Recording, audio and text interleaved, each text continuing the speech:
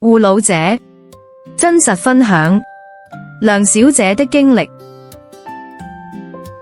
護信，護老歷程，互勉鼓勵，瞬間傳遞，透過故事傳揚愛與希望的訊息，作為與其他同路人互勉的信件。梁小姐的護老故事，因為屋企有老人，開始照顧者生活。轉變的關係，平時關係一般，他做錯事會責備，但是情況不斷重複。經過考慮決定自己忍讓，回想起以前的時光，與他聊天，希望他能夠減慢腦退化的速度。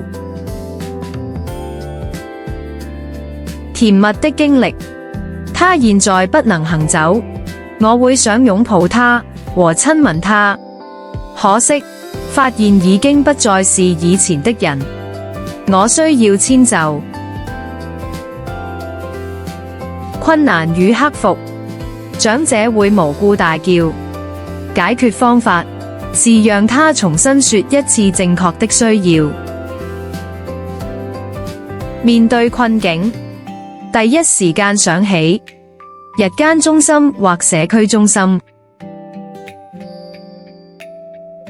幫助你的人，說感謝或祝福，盡在不言中。勉勵其他護老者，盡全力幫助，會有改變，不要放棄。護老者角色，教曉我珍惜，不要氣餒，想辦法解決，接受其他人善意的幫助或心意，不要揣測或猜度他人的意思。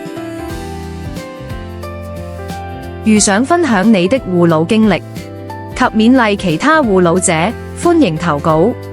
你的護老故事經審閱後，有機會刊登於本中心網頁或電子刊物《護老三思》內。如果有需要社工代為筆錄，請致電護老者支援熱線389200101。